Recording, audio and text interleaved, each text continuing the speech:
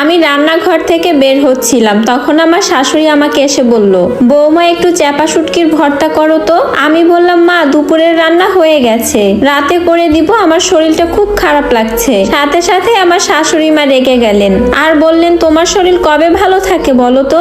আমি কিছু তোমাকে করতে বললেই শুনি তোমার শরীর ভালো নেই। আমাদের সময় কাজের জন্য আমরা ঠিক মতন খাবার খেতে পারতাম না। সকালের নাস্তা খেতাম দুপুরে, আর দুপুরের নাস্তা খেতাম বিকালে। এত আরামে থাকো, তারপরও তোমার কষ্টের শেষ নেই। এ কথা বলে আমার শাশুড়ি মা তার রুমে চলে গেল। রুমে গিয়ে তার ছেলেকে ফোন করে আমার নামে যা ইচ্ছা তাই বলতে লাগলেন। আমি একটু দীর্ঘশ্বাস ফেলে রান্নাঘরে ঢুকে গেলাম। মন খারাপ করে ভাবতে লাগলাম, এই যে মা আমাকে বেশি কিছু রান্না করতে বললে নাকি আমি রান্না করি না। তার কথা মতোই কিন্তু আমি সব কাজ করি। কোন রকমে একটা দিন 19 থেকে 20 হলে সে গন্ডগোল পাকিয়ে ফেলে। আমি শুটকিটা বের করে কাটছিলাম, চুপচাপ কাজ করে যাচ্ছি, এমন সময় শাশুড়ি মা আবার আসলো। কেন জানি না শাশুড়ি মার আমার কোনো কাজই পছন্দ না। আমাকে ধমক দিয়ে বললেন, শুটকি কি এভাবে কাটে? আমি তখন শাশুড়ি মার মুখের দিকে তাকিয়ে বললাম, মা আপনি দেখিয়ে দিন, তাহলে সেই মতোই কাটবো। উনি দেখাবেন না, ধমক দিয়ে বললেন, কেন আমি তোমাকে শিখাবো? তোমার মা 20 বছর ধরে তোমাকে কি এমন কাজ শিখিয়েছে? এ কথা বলে আরো কত রকমের গালাগালি করতে লাগলো।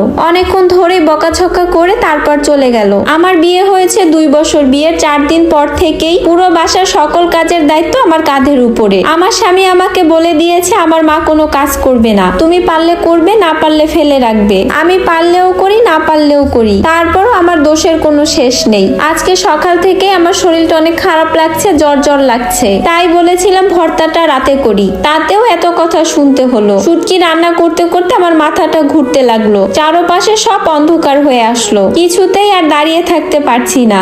আমি শুটকি রেখে বাথরুমের দিকে দৌড়ে গেলাম। কোনো রকমে ফ্রেশ হতে আর দাঁড়াতে পারলাম না। এরপর মাথা ঘুরে আমি বাথরুমেই পড়ে গেলাম। এরপর ঠিক কত সময় পর আমার জ্ঞান আসলো আমি বুঝতে পারলাম না। জ্ঞান ফিরেই দেখে আমার স্বামী আমার পাশে বসে আছে, শাশুড়ি একটু দূরে দাঁড়িয়ে আছে রাগি রাগি মুখ করে। এটা অবশ্য নতুন না, বিয়ের পর থেকে আমার শরীর খারাপ হলে শাশুড়ি মার মেজাজ খারাপ হয়ে যায়, তাই এখন আমার শরীর খারাপ লাগলেও কাউকেই আমি বলি না। আর বলেই বা কি হবে, শরীর খারাপ নিয়েও আমাকে সমস্ত কাজ করতে হয়। এরপর আমার স্বামী আমাকে জিজ্ঞাসা করলো, কিভাবে পড়ে গেলে তুমি? আমি বললাম, মাথা ঘুরে পড়ে গিয়েছি। আমার স্বামী রেগে গিয়ে বলল, শরীর খারাপ থাকলে এত কিছু করার কি দরকার? সাথে সাথেই তখন আমার শাশুড়ি বলে উঠলেন, তোর বউ কি কোনো কথা শুনে কিছু হলেও আমাদেরকে বলে না? এরপর আমি আমার শাশুড়ি মার দিকে অবাক হয়ে তাকিয়ে বললাম, মা আমি তো আপনাকে বলেছিলাম আমার শরীর ভালো না। শাশুড়ি মা তখন বলল, কি বললে তুমি? কখন বলেছো? তুমি বলতে চাচ্ছ আমি ইচ্ছা করে চেয়েছি যে তুমি পড়ে যাও? আমি বললাম, আমি তো সে কথা আপনাকে বলিনি মা, আমি বলেছি আমার শরীরটা ভালো নেই। মা আরো কিছু বলতে যাচ্ছিলেন, তখনই আমার স্বামী তার মাকে থামিয়ে দিয়ে বলল, মা মনে হয় শুনতে পাইনি, যাক যা হওয়ার হয়ে গেছে।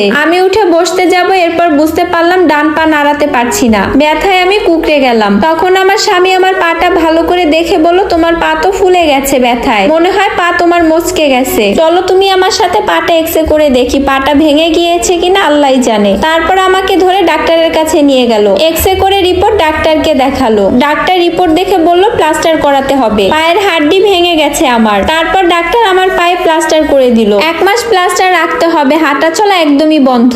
তারপর বাসায় চলে আসলাম। পরের দিন আমি চিন্তা করতে লাগলাম, বাসার কাজ কে করবে? আমার শাশুড়িকে আমার শ্বশুর প্রচন্ড ভয় পায়, মুখের উপরে আমার শ্বশুর কোনো কথাই বলে না। আমার শ্বশুর সকালবেলায় নাস্তা না খেয়ে অফিসে চলে গেলেন। শাশুড়ি মা ঝিম ধরে ডাইনিং টেবিলে বসে রইলেন। আমার স্বামী 1 পিস বিস্কিট খেয়ে পানি খেয়ে নিল। এরপর আমার স্বামী ফ্রিজ খুলে দেখলো ফ্রিজে খাবার রাখা আছে, আর আমার কাছে এসে বলল, রান্না করতে হবে না, ফ্রিজে যা আছে তাই খেয়ে নিব, আর রাতের বেলা আমি এসে কিছু করে নিব, কিন্তু তুমি কোনো কাজ করবে না। এরপর আমার স্বামী অফিসে চলে গেল। এত কিছু হয়ে যাচ্ছে, তারপর আমার শাশুড়ি মা কিছুই বলছে না। সারাদিনে একবার আমার শাশুড়ি মা আমার রুমে আসেনি। বিকেল বেলা শাশুড়ি মা 1 কাপ চা নিয়ে এসে আমাকে দিয়ে চলে গেলেন। আমি অবাক হয়ে ভাবতে লাগলাম, এই 2 বছরে কারোরই কি আমার উপরে কোনো মায়া হয়নি? আমি কি কম করেছি ওনাদের জন্য?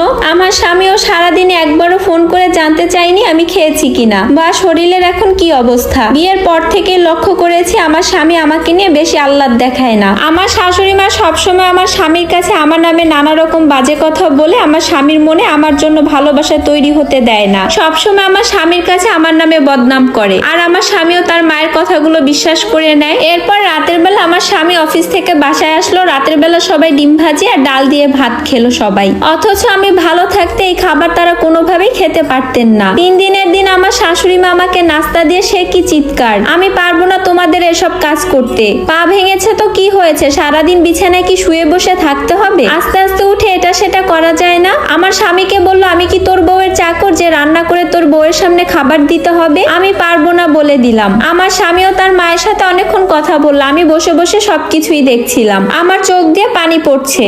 এরপর আমার স্বামী আমাকে বললো তোমার যে কদিন পা ভালো না হচ্ছে তুমি তোমার বাবার বাসায় গিয়ে থাকো। আমার স্বামীর এই কথা শুনে আমি অবাক হয়ে গেলাম। এই 2 বছরে আমার স্বামী আমার সাথে যতই খারাপ আচরণ করুক, কিন্তু কখনোই আমি আমার স্বামীর সাথে খারাপ আচরণ করিনি। কিন্তু আজকে আর আমি নিজেকে ধরে রাখতে পারলাম না। আমি বললাম কেন, আমি অসুস্থ বলে কি আমাদের বাসায় চলে যেতে হবে কেন? কয়েকদিন আগে যে আমার মা অসুস্থ হলো, সে সময় তো তোমার মায়ের সেবা করার জন্য তোমরা আমাকে আমার মায়ের কাছে যেতে দাওনি। আমাকে বলেছে যে তুমি তোমার মায়ের কাছে গেলে আমাকে দেখবে কে? তাহলে আমি কি করে এখন আমার মায়ের কাছে যাব আমার সেবা নিতে? এই 2 বছর আমি সব সময় তোমাদের সাথে মেশার চেষ্টা করেছি, কিন্তু কোনোভাবেই তোমরা আমাকে আপন ভাবতে পারছো না। মানুষ নিজের বাসা কুকুর পাললে তো তাদের জন্য মায়া হয়। কুকুর বিড়াল অসুস্থ হলেও কিন্তু ওদের খেয়াল করে। আমি কি কুকুর বিড়ালের থেকে অধম? আমি অসুস্থ হলে কখনোই তোমার মা সেটা মেনে নিতে চায় না। এমনকি তুমি নিজেও বিরক্ত হও। তোমার বোনের সামান্য মাথা ব্যথা হলেও মা তোমাকে নিয়ে দৌড়ে দেখতে চলে যায়, আর আমি গায়ে জ্বর নিয়ে রান্না বান্না থেকে শুরু করে সব করি।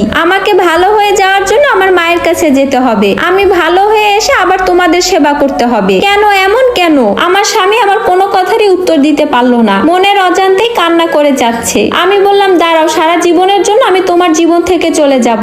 আমি আর আসবো না এই বাড়িতে। কথা বলে আমি আমার বড় ভাইকে ফোন করে বড় ভাইয়ের সাথে কথা বলে ফোন কেটে দিয়ে বললাম অনেক চেষ্টা করেছি আমি তোমাদেরকে আপন করে নিতে। আমার স্বামী বুঝতে পারলো আমি সত্যি সত্যি চলে যেতে চাচ্ছি। এরপর আমার পাশে বসে আমার হাত ধরে বলল, কে বলেছে আমার মনে তোমার জন্য জায়গা নেই? আমি একটু চাপা স্বভাবের, তাই তোমাকে ভালোবাসি সেভাবে আমার মুখ ফুটে বলা হয়নি, কিন্তু আমি তোমাকে অনেক ভালোবাসি। এরপর শাশুড়ি মা এসে চিৎকার দিয়ে বলল, কি হয়েছে বৌমা, এমন চিৎকার করছো কেন? আর কি বলছো তুমি আমার ছেলের সাথে আর থাকবে না? না থাকলে তোমাকে আর কেউ জোর করবে না, দরজা খোলা আছে, চলে যেতে পারো। আমার শ্বশুর তখন রেগে গিয়ে আমার শাশুড়ির গালে থাপ্পড় দিয়ে বলল, বেয়াদব মহিলা, তুই এই সংসারে আসার পর থেকে তুই আমার মা বাবা সবাইকে প্রচুর জ্বালাতন করেছিস। আমি মান সম্মানের ভয়ে মুখ বুজে সহ্য করেছি।